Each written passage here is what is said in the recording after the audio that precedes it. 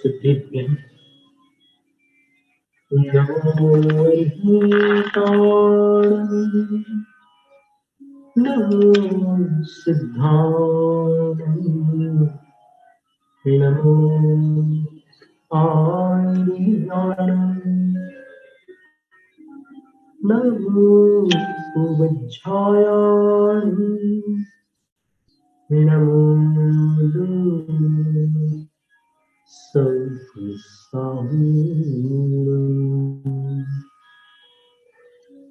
ईसु पंचनमो यारो सर्वपावपणासनो मंगलां च सर्वेसे पठमं हवै मङ्गलम्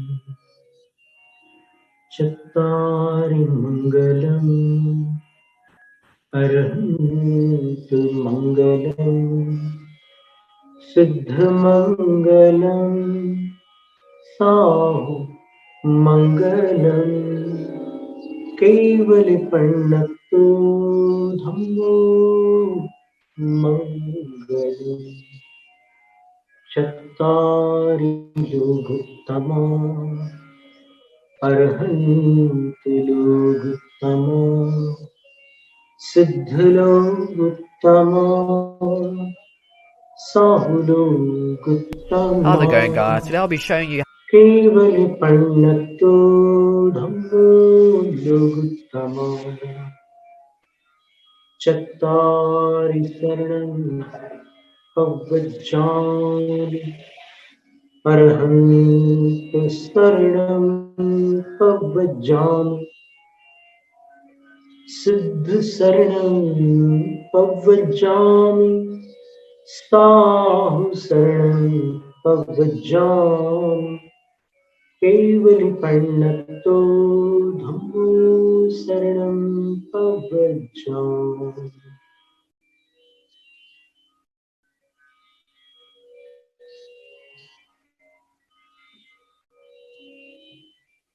न स्नेहात् शरणं प्रयान्ति भगवन्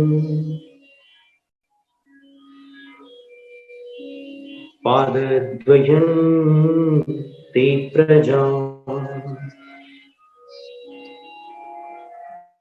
हेतुस्तत्र विचित्रदुःखनिचय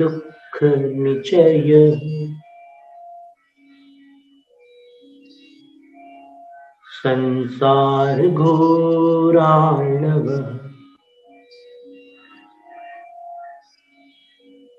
अत्यन्तस्फुरदुग्ररश्मिनिकर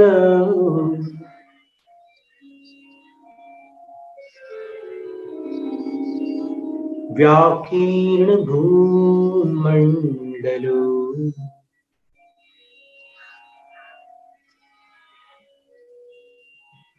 ग्रीष्मः कारयतीन्दुपादसलिल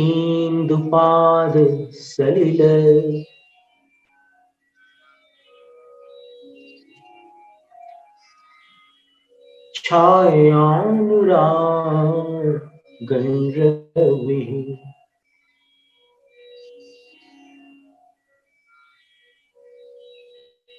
क्रुद्धाशीविषदष्टदुर्जयविष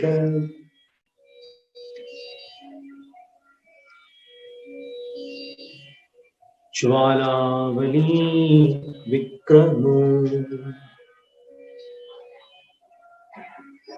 विद्याभीषजमन्त्रतो युगभवने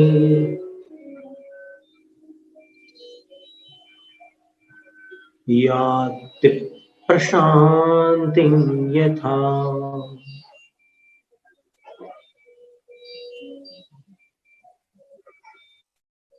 तद्वत्ते चरणार्णम्बुजयुगस्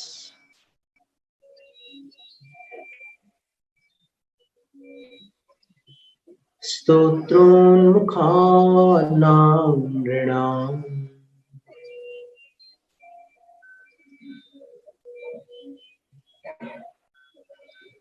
विघ्नाः कायविनायकाश्च सहसा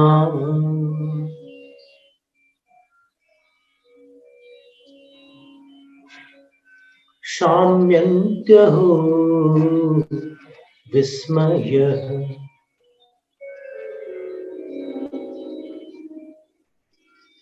सन्तप्तोत्तमकाञ्चन क्षितिधरश्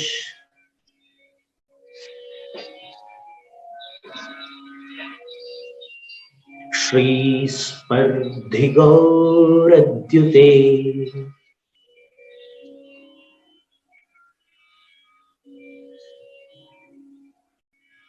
पुंसान्तच्चरणप्रणाम करणात्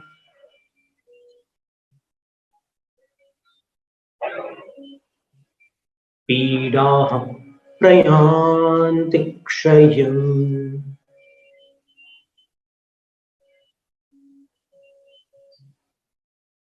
उद्यद्भास्कर विस्फुरत्कर्षत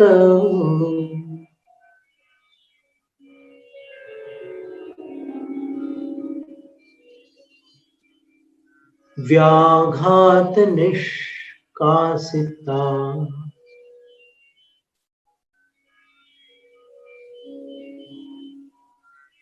नानादेहि विलोचनद्युतिहरा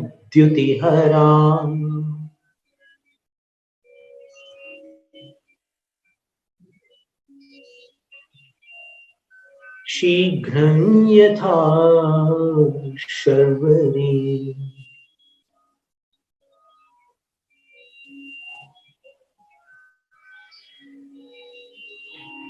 त्रैलोक्येश्वर भंगलब्ध विजया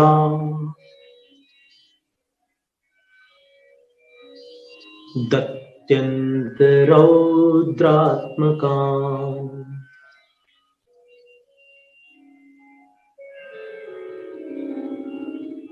नानाजन्म शतान्तरेषु पुरतो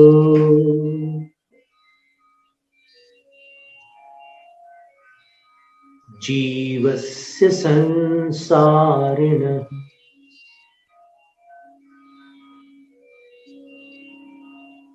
को वा प्रस्खलतीह केन विधिना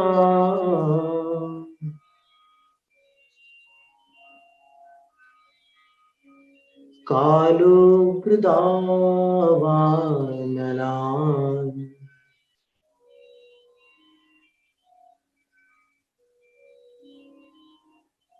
न स्याच्चेत्तव पादपद्मयुगल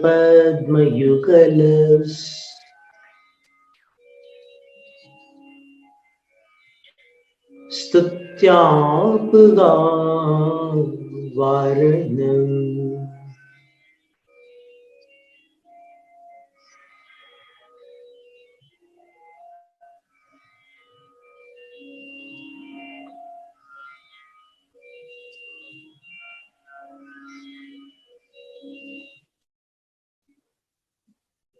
पौराणिक स्वाध्याय में शांतिनाथ अष्टक का पंचम काव्य है आज। सर्वप्रथम उच्चारण देखते हैं। लोकालोक निरंतर प्रवितत ज्ञानैक मूर्ते विभो। प्रवितत जो दूसरा त है उसमें जो अ है उसका ज्ञान के ज में आघात होगा, स्वराघात होगा।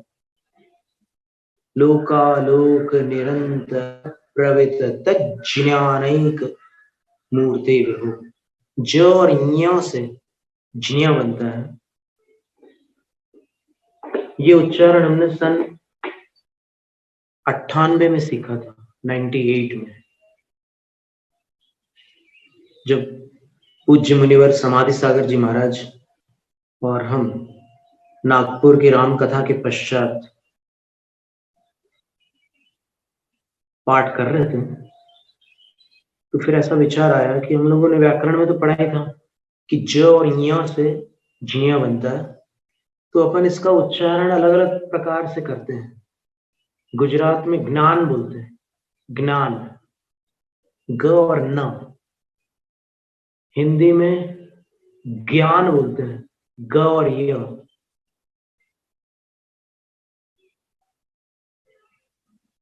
मराठी में ज्ञान बोलते हैं, द और ञ। द न, ज्ञान, द न और य। लेकिन संस्कृत में इसका जो उच्चारण है वो क्या हो सकता है? जब नैनागिरी में आचार्य श्री व्याकरण पढ़ा रहे थे तब ये जय और ज्ञ ये निकला था व्याकरण में कि ज और य से मिलकर के ज्ञ बनता है। तो हमने विनम्र प्रश्न किया था कि आचार्य श्री इसका उच्चारण ज्ञा कैसे हो सकता है, ज्ञान कैसे हो सकता है? तो आचार्य श्री ने वो उच्चारण करके बताया था उस समय। लेकिन तब भी पर्याप्त समय के उपरांत सन 98 में जब हम लोग बड़ी सावधानी से उच्चारण कर रहे थे तब ये निश्चित हुआ कि प्रवितत, ये ऐसे स्थान पर जिन्हें आया, बस यहीं से हमने इसका उच्चारण सीखा कि जहां पर यति में, देखो अपन जब हम पढ़ते हैं और आप दोहराते हैं तब क्या हो जाता है कि दो हिस्से हो जाते हैं इसके पाठ के। लेकिन जब अकेले पढ़ते हैं तब इस प्रकार तोड़ करके नहीं पढ़ते, एक विराम अवश्य होता है यति में। लोकालोक निरंतर प्रवितत ज्ञानैक मूर्ते विभो, तो वहां पर वो डबल नहीं लगता सुनने में। अन्यथा जब अपन तोड़ तोड़ करके पढ़ते हैं तो लगता है कि प्रवितत, यहां भी ज बोला था और फिर अलग से जब बोल रहे तो ज्ञानैक मूर्ति, अब उसमें भी ज आ रहा है, तो ऐसा लगता है। पर वास्तव में देखा जाए तो अखंड पाठ करने पर लोकालोक निरंतर प्रवितत ज्ञानैक मूर्ति विभो, ऐसा पाठ होता है। तो ज और ञ, अब इन दोनों के मिलने पर कैसा उच्चारण होगा इसकी चर्चा भक्तामर में हुई थी 20वें काव्य में। ज्ञानं यथा त्वयि विभाति कृतावकाशम, वहां पर भी इसके उच्चारण पर चर्चा हुई थी। और 24वें काव्य में भी ज्ञान स्वरूपम अमलम प्रवदन्ति सन्तः। अब यहां पर एकदम सरल हो गया, लोकालोक निरंतर प्रवितत, ज तक के ले गए। ज पूरा नहीं बोलना है, सिर्फ ज के स्थान पर अपने मुख के अवयवों को व्यवस्थित करना है। प्रवितत ज्ञानैक, ज्ञानैक, फिर ज में ञ मिलाना है तो एक सुंदर सी ध्वनि होती है ज्ञान, ये एक हल्की सी क्लिक, इंटरनल क्लिक जैसी आवाज होती है।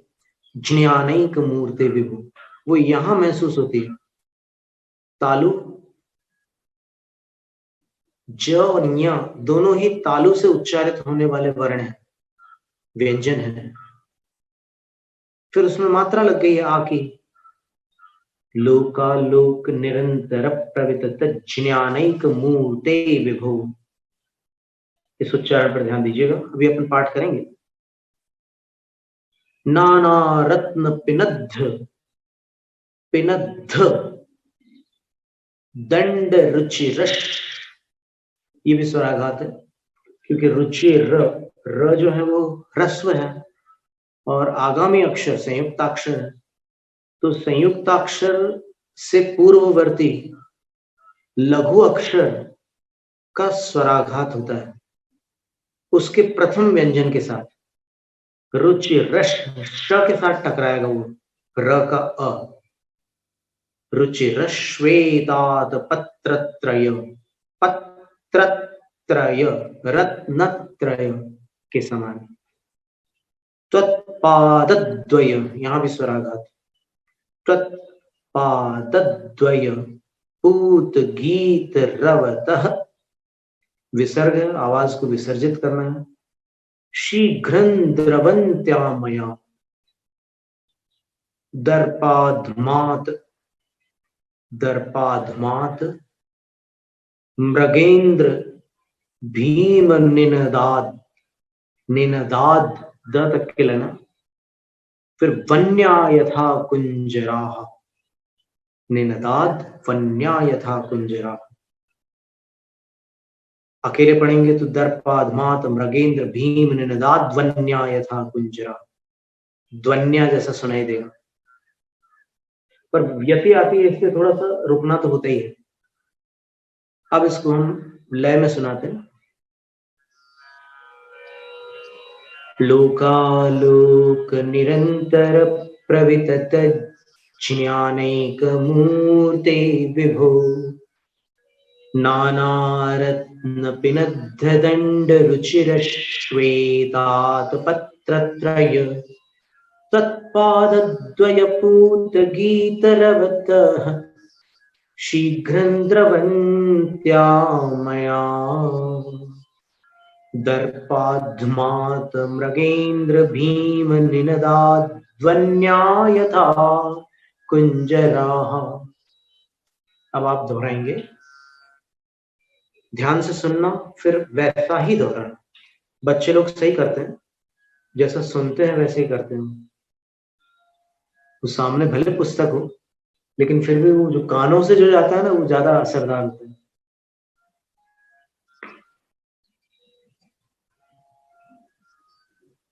बौद्ध मान्यता में ऐसा कथन आता है कि मरण काल में इंद्रियां काम करना बंद कर देती है, धीरे धीरे धीरे धीरे, और सबसे अंत तक ये कर्णेंद्रिय सक्रिय रहती है। इसीलिए सल्लेखना में कानों में नमोकार मंत्र सुनाते। और ये बात अपन ये नहीं कह सकते कि जैन सिद्धांत के विरुद्ध है या अनुकूल है, लेकिन ये जो प्रायोगिक सत्य होते हैं वो कभी भी शास्त्र विरुद्ध नहीं होते। आचार्य समंतभद्र स्वामी ने कहा है कि शास्त्र कैसा होता है, अदृष्टेष्ट विरोधकम, जो प्रत्यक्ष और परोक्ष। अब परोक्ष क्या है? परोक्ष वो है जो काल अपने ज्ञान का विषय नहीं है, जो क्षेत्र अपने ज्ञान का विषय नहीं है, जो पदार्थ इतना सूक्ष्म है कि अपने ज्ञान का विषय नहीं है, वो अपने लिए परोक्ष है। लेकिन आगम उनका वर्णन करता है, और वो कभी प्रत्यक्ष और परोक्ष दोनों से विरोध को प्राप्त नहीं होता। तो जो चीज घटित हो रही है वो चीज आगम विरुद्ध नहीं हो सकती। उसके विवेचन में त्रुटियां हो सकती है, क्योंकि श्रुत ज्ञान से मति ज्ञान से व्याख्या करने वाले चूक सकते हैं, लेकिन जो जिनेंद्र भगवान के वचन हैं वो कभी भी प्रत्यक्ष अथवा परोक्ष से बाधित नहीं होते।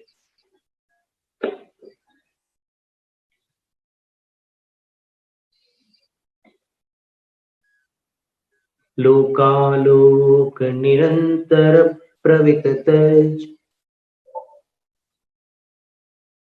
ज्ञानैक मूर्ते विभो,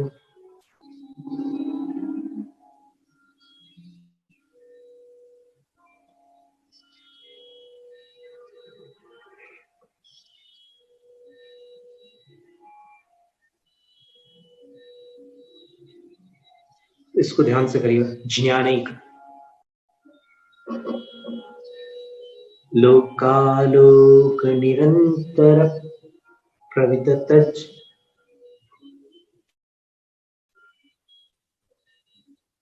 ज्ञानैकमूर्ते विभो नानारत्नपिनद्धदण्डरुचिरः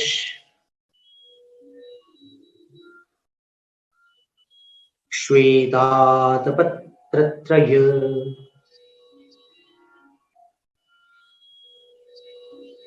तत्पादद्वयपूतगीतरवतः शीघ्रं द्रवन्त्यां मया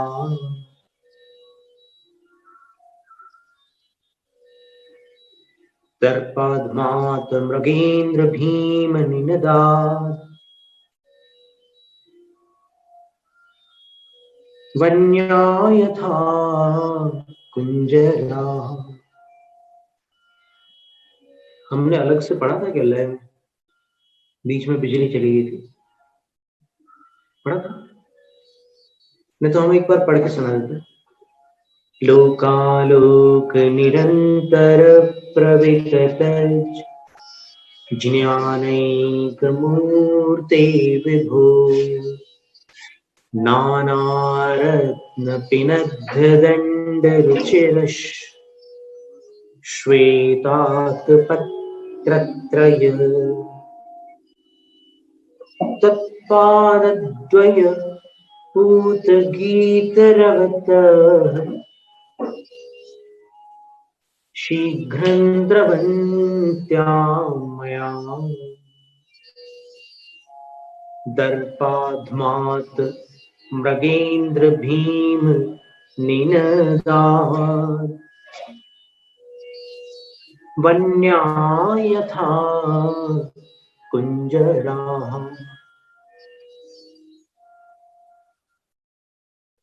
इस काव्य में आचार्य पूज्यपाद स्वामी शांतिनाथ प्रभु को 3 बार संबोधित कर रहे हैं। देखिए, लोकालोक निरंतर प्रवितत ज्ञानैक मूर्ते।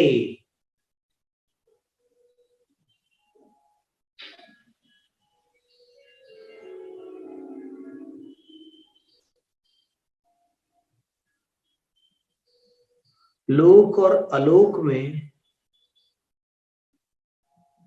निरंतर का अर्थ यहां पर काल की अपेक्षा से निरंतर न लेकर क्षेत्र की अपेक्षा से निरंतर लेना। अंतराल रहित, प्रवितत। प्रवितत का अर्थ होता है अच्छी तरह से भली भांति विस्तार को प्राप्त। लोक और अलोक में बिना किसी अंतराल के भली भांति विस्तार को प्राप्त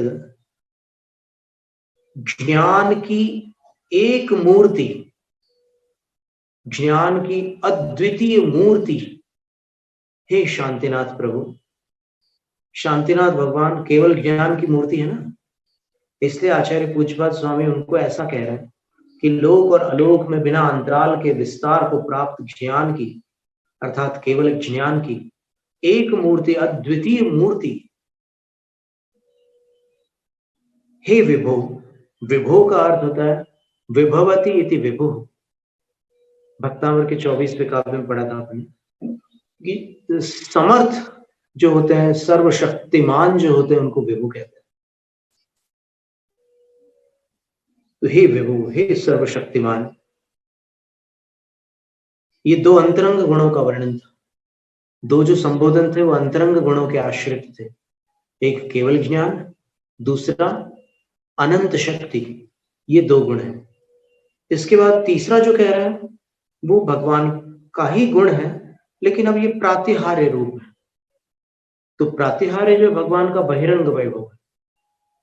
तो देखिए क्या कह रहे हैं, नाना रत्न पिनद्ध दंड रुचिर श्वेतात पत्रत्रय। नाना रत्नों से पिनद्ध, पिनद्ध का अर्थ होता है जड़ित, खचित। यानी जैसे इसमें एक उदाहरण बताते हैं आपको।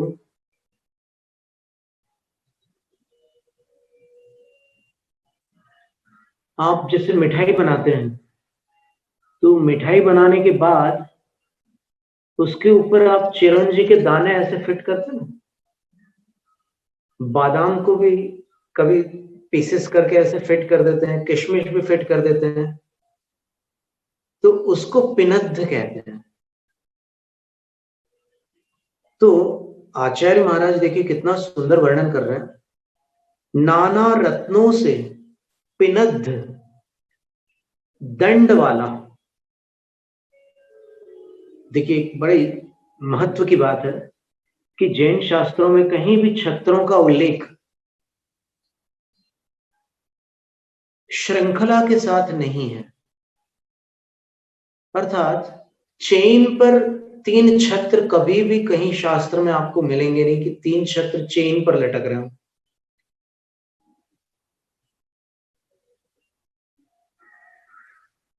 डंडे पर वो 3 छत्र लगे रहते हैं, और डंडा कैसा होता है, नाना रत्नों से पिनद्ध होता है, अर्थात उस डंडे में अनेक प्रकार के रत्न जड़े होते हैं।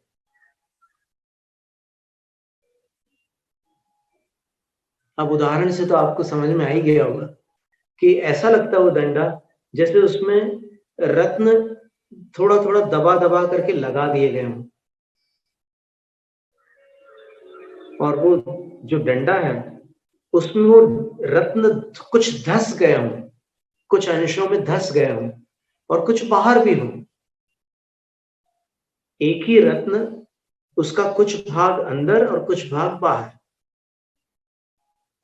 तो ऐसे दंड के कारण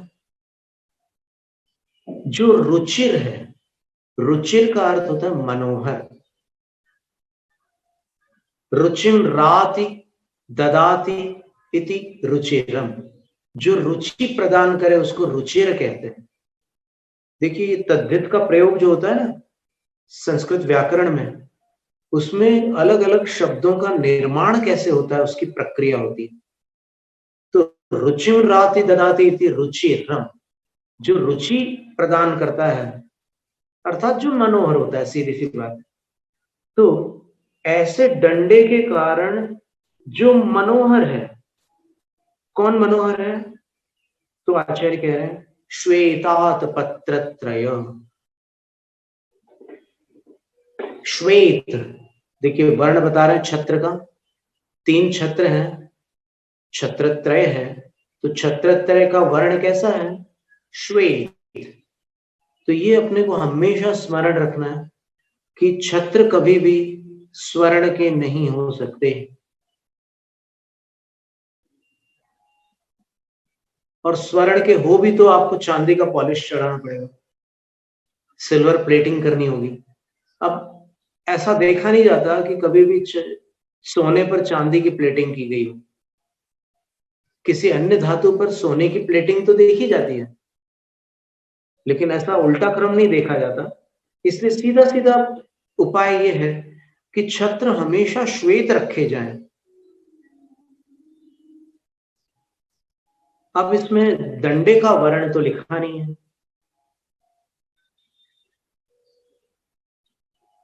अन्य स्थान पर पूज्यपाद आचार्य महाराज ने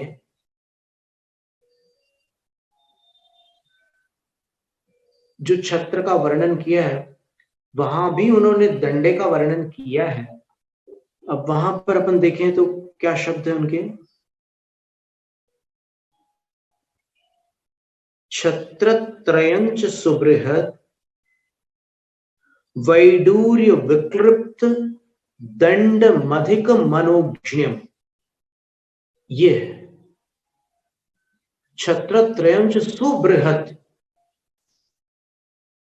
वहां आचार्य महाराज लिख रहे हैं कि 3 छत्र खूब बड़े होते हैं, सुबृहत माने खूब बड़े। और कैसे होते हैं, वैडूर विकृप्त दंडम, वैडूर्य मणि, वैडूर्य मणि एक ऐसा रत्न है, देखो अगर यहां मिल जाए तो बताते हैं हम।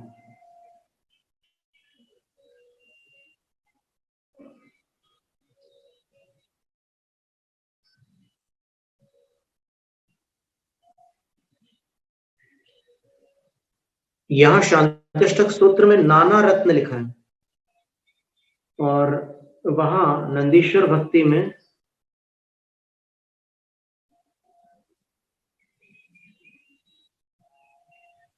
वैडूर्य विक्लिप्त ये शब्द दिए हैं। ये वैडूर्य रत्न है, देखिए आप।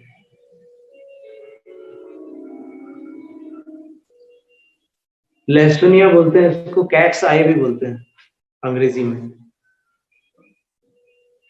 तो वैडूर्य विक्लिप्त, विक्लिप्त का अर्थ है जड़ित, वैडूर्य मणियों से जड़ित। देखिए एकदम एनलार्ज करके दिखा रहे हैं।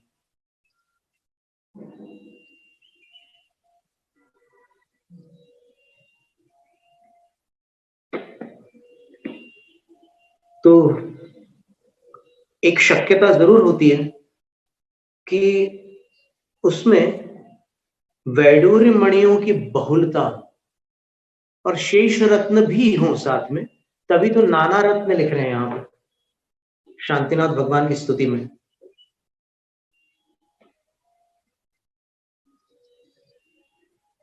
और उसके कारण अधिक मनोज्ञ, उस रत्नों से खचित जड़ित विकृत पिनद्ध डंडे के कारण वो 3 छत्र जो कि अपने आप में श्वेत है, अधिक मनोज्ञ, अधिक मनोहर है, अधिक सुंदर है।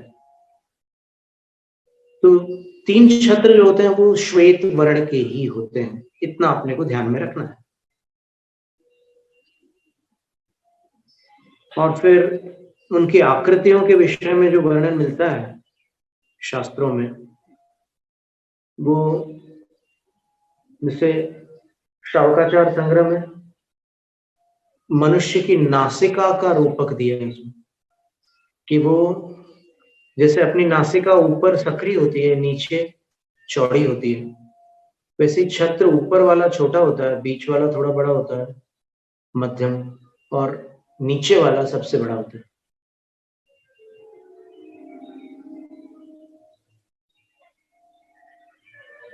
तो ये शांतिनाथ भगवान के लिए संबोधन है कि ऐसे 3 छत्र के धारी हे शांति जिनेन्द्र, हे केवल ज्ञान की मूर्ति शांति जिनेन्द्र, हे सर्वशक्तिमान शांति जिनेन्द्र, तत्पादद्वय पूत गीत रवत, आपके पादद्वय अर्थात चरण युगल के, फिर से चरण युगल का यहां पर स्तवन है, आपके चरण युगल के पूत गीत, पूत का अर्थ पवित्र होता है, आपके चरण युगल के पवित्र गीत की रवतः, रव का अर्थ होता है ध्वनि, गंभीर तार रव पूरित दिग्विभागस, 32वें काव्य में है भक्तामृत स्तोत्र में।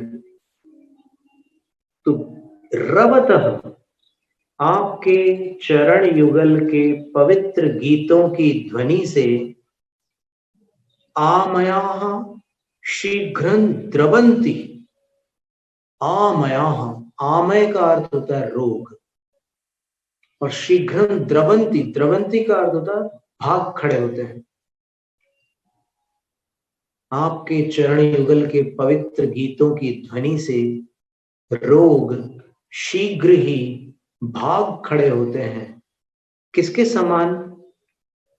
तो एक दृष्टांत दिया है, यथा वन्या कुंजराः द्रवंती, जिस तरह जंगली हाथी, वन्य का अर्थ जंगली होता है और कुंजर का अर्थ हाथी होता है, जिस तरह जंगली हाथी द्रवंती भाग खड़े होते हैं।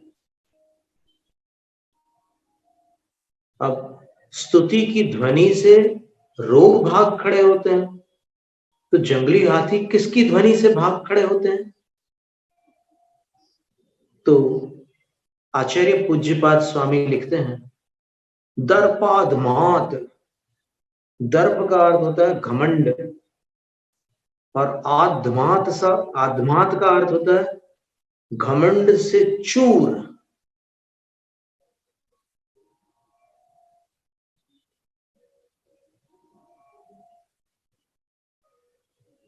मान से मर्दित।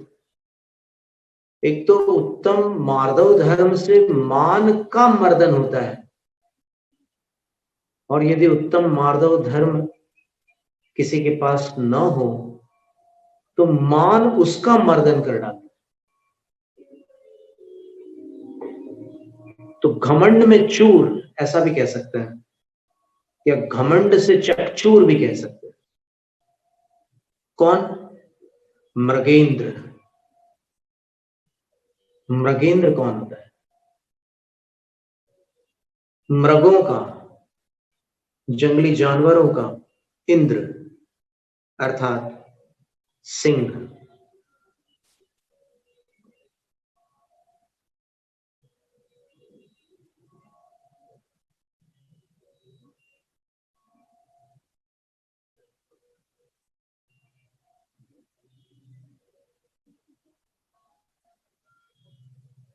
मृगेंद्रता अर्थात सिंहत्व होता है। बहुत सुंदर, इसके ऊपर बड़ी सुंदर सुंदर कहानियां आती है,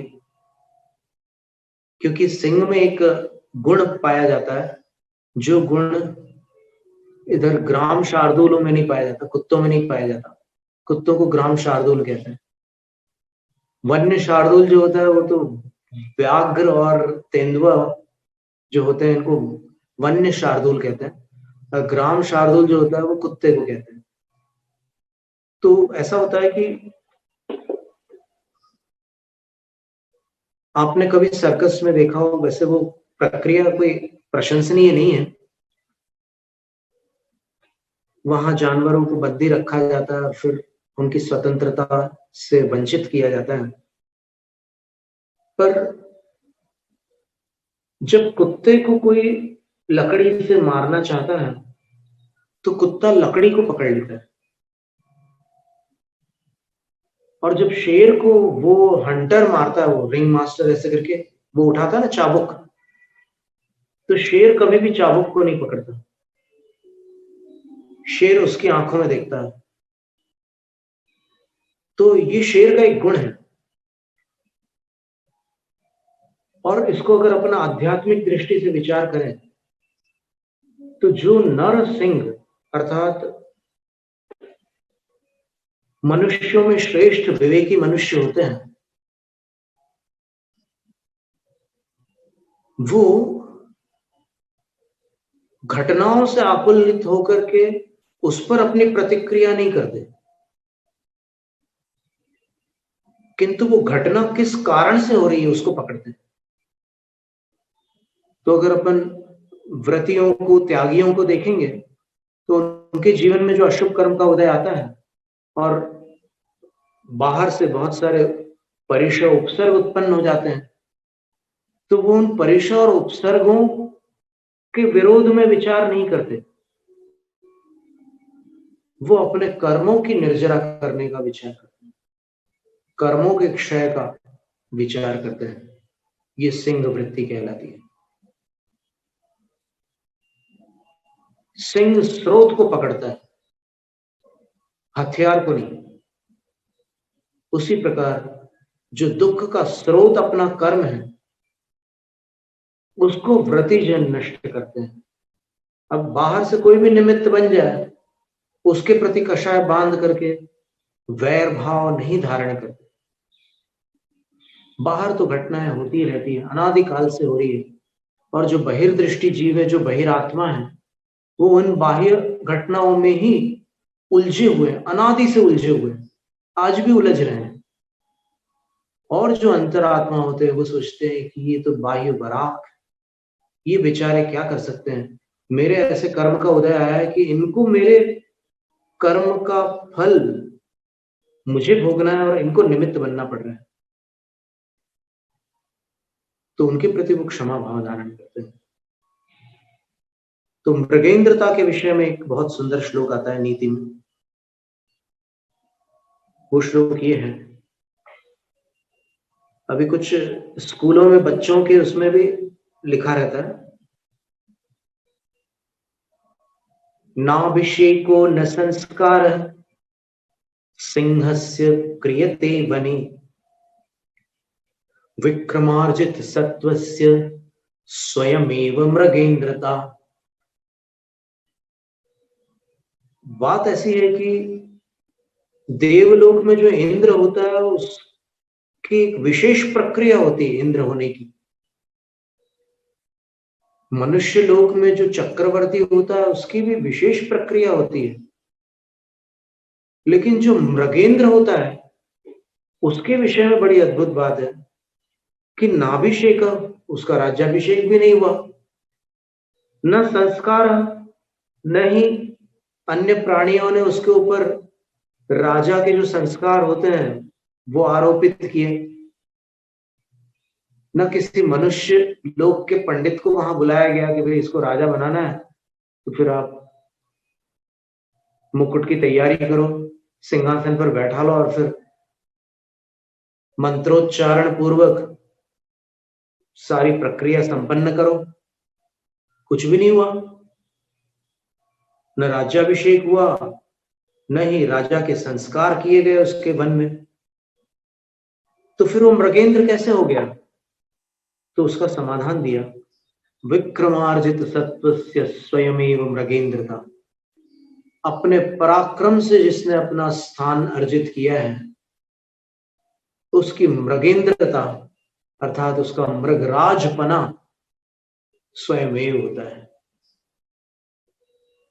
उसको अलग से कोई विधि नहीं करनी पड़ती, वो स्वयं सम्राट हो जाता है वहां पर। वन के अन्य प्राणियों का वह राजा बन जाता है। तो सिंह के ऐसे कुछ गुण हैं, भले ही उसका भोजन उसकी प्रजाति के अनुसार होता है, लेकिन कभी कभी वह सिंह हिंसक प्रकृति होते हुए भी, मांसाहारी होते हुए भी, यदि संकटग्रस्त हो जाए और कोई मनुष्य उसको उस संकट से बाहर निकाल दे तो वो सिंह इतना कृतज्ञ प्रकृति का होता है। उसमें एक कृतज्ञता भी एक बड़ा अद्भुत गुण है सिंह का, कि जिसने उपकार किया है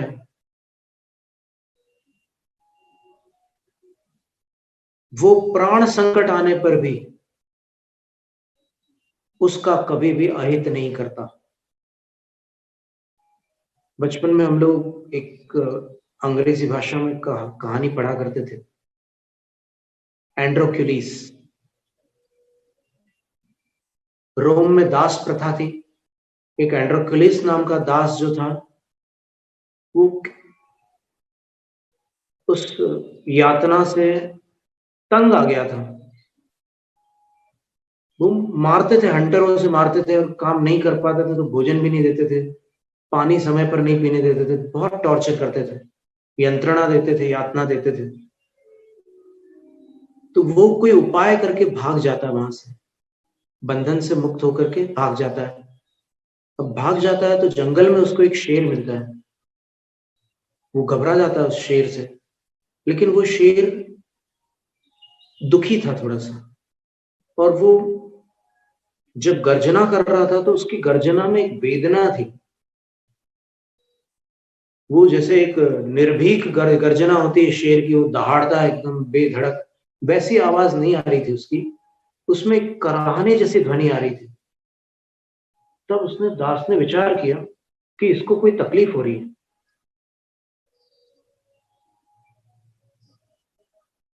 कष्ट का अनुभव करने वाले ही दूसरों के कष्ट के प्रति सहानुभूति रखते हैं। बुंदेलखंड में कहावत है, जाके पांव न फटी बिवाई, बाका जाने पीर पराई।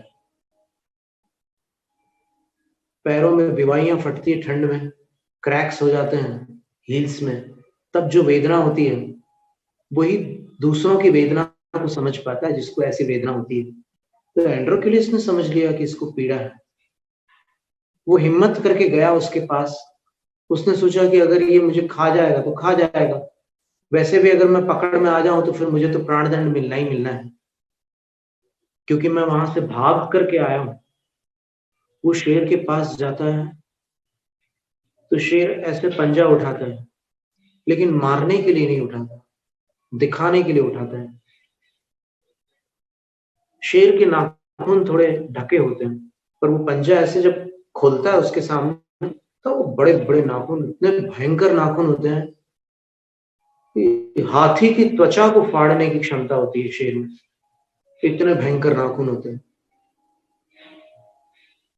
पेंड्रोक्लिस देखता है उसमें से खून बह रहा है और एक बड़ा सा कांटा उसमें चुभा हुआ है। शेर उसको निकाल नहीं पा रहा है, मुंह से निकालना चाहता है तो उसके होंठ कट रहे हैं।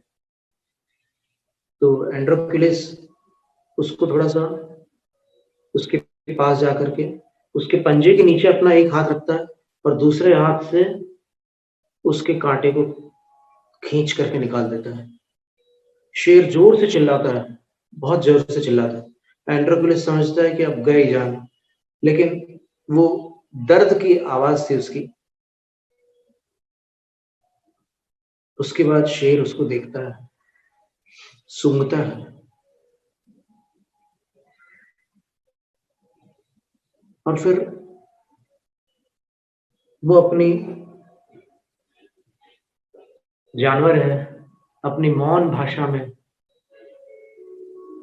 मनुष्य की भाषा तो नहीं बोलता, लेकिन एक उसकी ध्वनि होती है, परिंग साउंड होती है, हमने बहुत निकट से देखा हुआ है।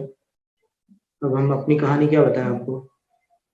तो वो जब प्रसन्न होता है तब, जैसे बिल्ली खुश होती है तब वो एक आवाज करती है। बिल्ली की आवाज बहुत धीमी होती है और शेर की आवाज थोड़ी तेज होती है। वो वैसी आवाज करके वहां से जंगल में भाग जाता है, चला जाता है। यानी उसने अपनी भाषा में धन्यवाद दे दिया था। लेकिन कई दिनों बाद एंड्रोक्लिस यहां वहां भटकता रहा।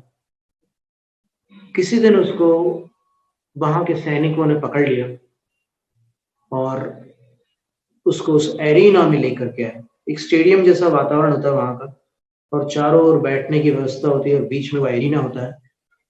और उस एरिना में उसको मृत्यु दंड के जो अपराधी होते हैं उनको रखा जाता है और फिर उनको विभिन्न प्रकार से मृत्यु दंड दिए जाते हैं।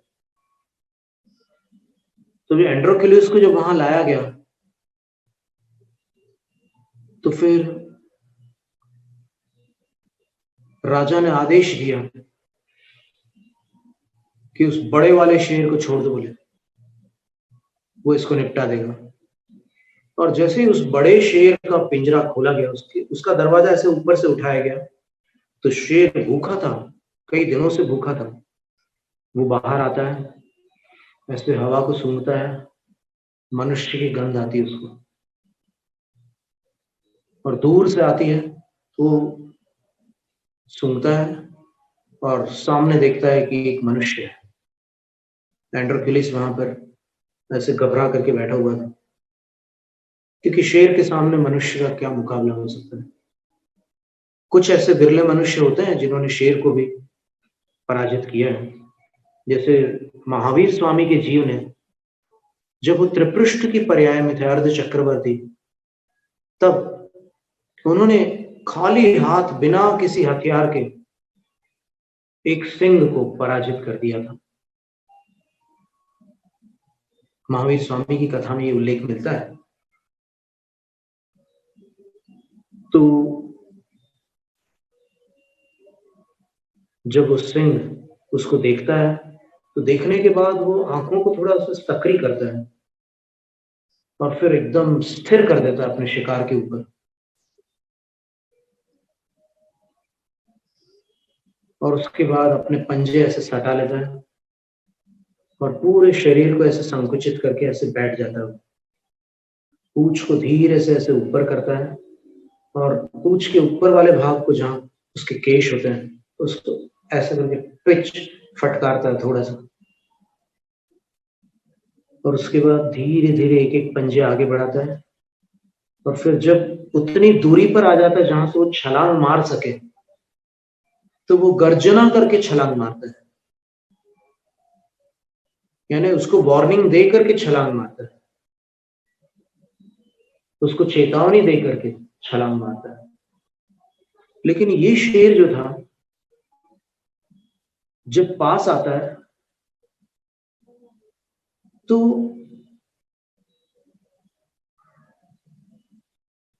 इसको उसकी गंध परिचित से लगती है। और एंड्रोक्यूलिस को भी आश्चर्य होता है कि ये आक्रमण क्यों नहीं कर रहा है, मेरे ऊपर क्यों नहीं छलांग मार रहा है, मैं तो इसकी चपेट में आ चुका हूं। वो शेर, वो जो पंजे सटाए हुए थे उसने, वो उसको ऐसे खोल करके उठ के खड़ा हो जाता है और ऐसे फिर सिर ऊपर उठा करके सूंघता है और उसके पास आ जाता है।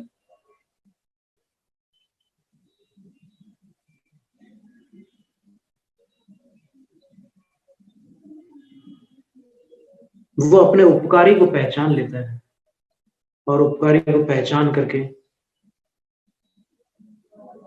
वो उसको चाटने लगता है, क्योंकि स्नेह व्यक्त करने का उन प्राणियों के पास यही तरीका है, वो चाटने लग जाता है। और एंड्रोक्यूलिस भी उसका स्पर्श करता है। दोनों के इस प्रेम को देखकर राजा का हृदय परिवर्तित हो जाता है और राजा कहता है कि इस दास को हम मुक्त करते हैं। तो दास कहता है कि राजन, मेरे मित्र को भी मुक्त कर दो। दोनों को मुक्ति मिल जाती है। तो ये सिंह में कृतज्ञता नाम का गुण बड़ा विशिष्ट होता है। तो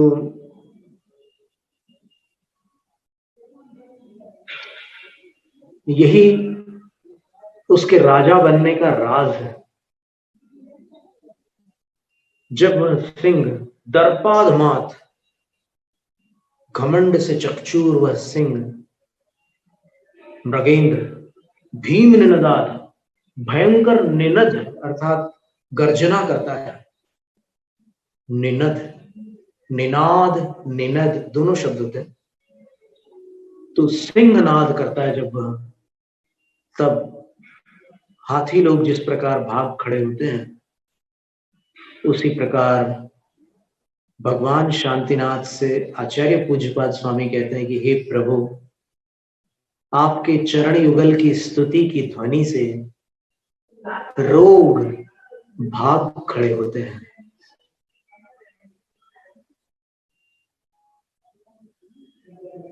अब इसको आप समझेंगे कि अतिशयोक्ति है अथवा ये अलंकारिक वर्णन है या ये भक्ति की भाषा है, लेकिन ऐसा नहीं है। ये सत्य है। गुरुवर, अपनी कथा भी सुना दीजिए जो आप बता रहे थे, हम सभी सुनना चाहते हैं गुरुवर।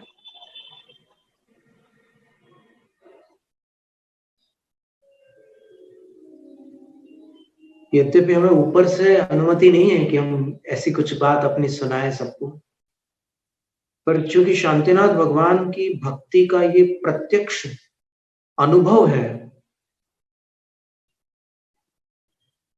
इस घटना को हम आपके समक्ष रखते हैं। हम बराबर उन डॉक्टर्स के नाम भी आपके सामने रखेंगे, हॉस्पिटल का भी नाम आपको बताएंगे, प्लेस वगैरह सब बताएंगे।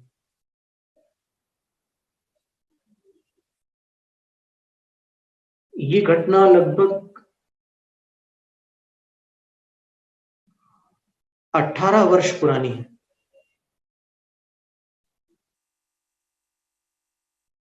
सन 2002 में हमारा चतुर्मास भोपाल में हो रहा था और हमारे दीक्षा शिक्षा गुरु आचार्य विद्यासागर महाराज श्री उस समय नियमावर चतुर्मास कर रहे थे और हमें किडनी स्टोन्स हुए थे। रीनल कैलकुलस बोलते हैं मेडिकल भाषा में। तो चेकअप करने के लिए वहां के एक सोनोग्राफिस्ट जो स्पेशलिस्ट थे, डॉक्टर लूनावत, वो एक पोर्टेबल सोनोग्राफी मशीन लेकर के आए थे और उस मशीन में उन्होंने जो भी वो ग्रीस वगैरह लगा करके चेकअप करते हैं किडनी, वहां उन्होंने लगा करके सोनोग्राफी की। तो उसमें 6 कंकड़ थे, 6 पथरियां थी किडनी में, 6 किडनी स्टोन्स थे।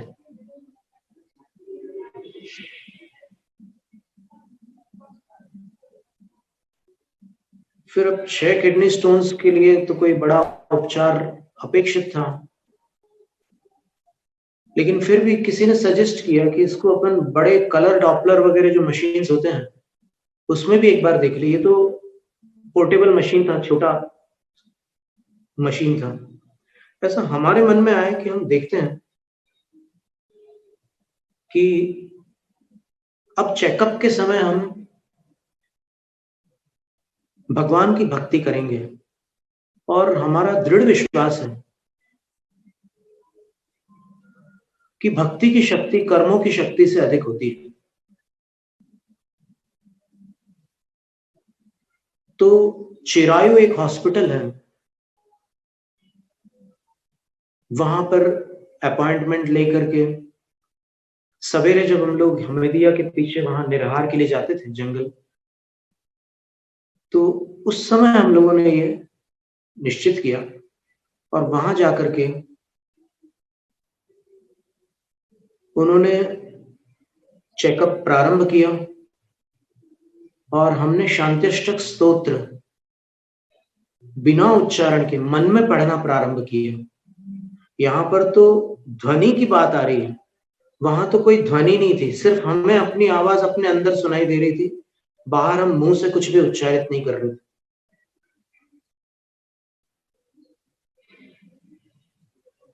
और फिर वो चेकअप करके फिर डॉक्टर ने जब देखा उसमें स्क्रीन पर, तो कहता है कि sir, your kidney is absolutely clear, both of them, आपकी दोनों किडनीज बिल्कुल साफ सुथरी है, उसमें कुछ भी नहीं है।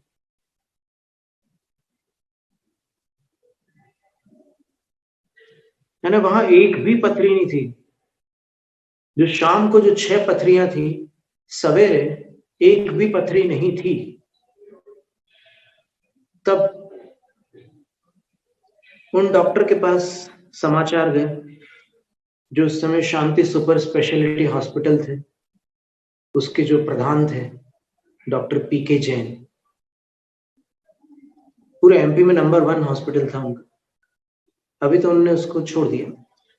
फिर डॉक्टर पीके जैन के पास ये समाचार गए, तब उन्होंने बोला, अरे महाराज जी,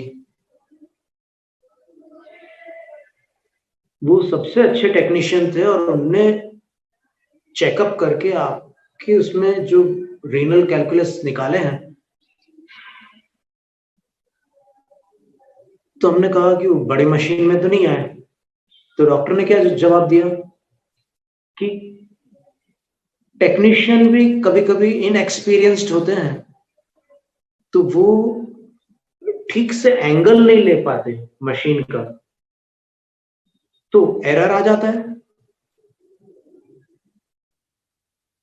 तो हमने कहा कि फिर आप बताइए क्या करें। तो उन्होंने बोला कि चलो मैं साथ में चलूंगा और फिर हम लोग स्वयं अच्छी निगरानी में ये काम करेंगे।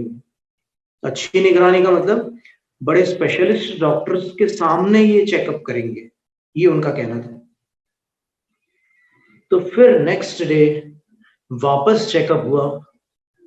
उन्होंने, देखिए प्रैक्टिकली हम बता रहे हैं आपको, 45 मिनट्स तक चेकअप किया। फिर स्माइल करते हुए डॉक्टर बोलते हैं कि पता नहीं महाराज क्या हुआ, मैं नहीं जानता, लेकिन पथरी तो नहीं है महाराज।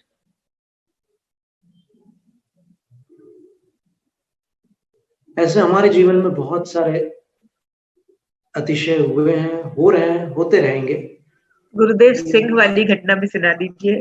सिंह वाली जो आप कह रहे थे, अभी हमने सिंह को बहुत नजदीक से देखा है। सिंह की मतलब वो हमने टाइगर को देखा जी, बिल्कुल, वो थोड़ा डिफरेंस होता है उसमें और सिंह में थोड़ा डिफरेंस होता है। सिंह में ये कृतज्ञता गुण होता है। टाइगर अगर रूठ जाए तो मालिक को भी नहीं छोड़ता, फिर सिंह कभी भी मालिक पर हमला नहीं करता। कभी अगर उसकी बुद्धि बिल्कुल विक्षिप्त जैसी हो जाए तो बात अलग है, फिर तो नहीं कह सकते। अगर मालिक आवश्यकता से अधिक उस पर जुल्म करने लग जाए तो फिर कभी कोई दुर्घटना पॉसिबल है, हो सकती है। और जिसने उपकार किया है उसका कभी वो बुरा नहीं करता। ये सिंह का गुण होता है। तो टाइगर को हमने बहुत क्लोज से देखा हुआ है, पर उसकी कोई घटना, ऐसी खास घटना नहीं, बस ऐसी हमारी बचपन में किसी टाइगर से मित्रता हो गई थी, तो बस अब आगे कुछ कहने की बात है नहीं, ज्यादा क्या बोले। पर ये एक घटना खास थी शांत्यष्टक स्तोत्र की। इस प्रकार अन्य भी साधुओं की, गृहस्थों की कुछ घटनाएं हैं जो हम सोचते हैं कि आपको सुना दे। तो अभी अपने पास बिल्कुल बिल्कुल गुरुवर, हम साधे बचे हैं, हाँ तो कम से कम आपको 3 घटना तो सुनाएंगे, ऐसा हम सोचते हैं। जी गुरुवर, बिल्कुल। बहुत सुंदर घटना है, बस आप हमें महाराज जी, स्मरण कराना, घटना जी सुनाने की स्मृति दिलाना हमें। जी जी महाराज जी, जब हम लोग, मैं और डॉक्टर अर्चना सूरत से प्रोग्राम करके आ रहे थे, तो स्टेशन पे ही अर्चना कहने लगी कि रुक जाए क्या दीदी, थोड़ा पेट में दर्द हो रहा। तो मैंने कहा चलो अब टिकट है, पहुंच जाएंगे नागपुर, कल तो पहुंच जाएंगे। तो हम लोग ट्रेन में चढ़ गए और फिर पूरी ट्रेन में उसको इतनी तड़पन हुई, इधर से लेटे, उधर से उल्टी हो, फिर सीधी हो, इतना हो किडनी का। तो मैंने अपने पिताजी को फोन किया डॉक्टर, तो उन्होंने बात किया, पर उन्होंने कहा कि हार्ट का तो नहीं है। फिर ट्रेन में ही एक जन ऊपर बैठे थे, तो वो कहने लगे कि ये किडनी स्टोन में दर्द होता, और मेरे को भी एक बार ब्रेक जर्नी लेनी पड़ी थी, बहुत सीवियर पेन होता, और वो इतनी तड़फ रही थी, इतनी मछली की तरफ। तो फिर हम रुक गए, हम बीच में जालना में ट्रेन, उन्होंने अपने जो जिन्होंने बताया, उन्होंने अपने फ्रेंड को फोन किया, तो एक मुस्लिम भाई हम लोग को रात में 3 बजे लेने आ गए और एक हॉस्पिटल में ले गए। अब हम लोग बस रात भर यही पढ़ रहे थे, और वो डॉक्टर ने बस उनको बिस्तर पे लिटा दिया, जो भी ड्रिप दी।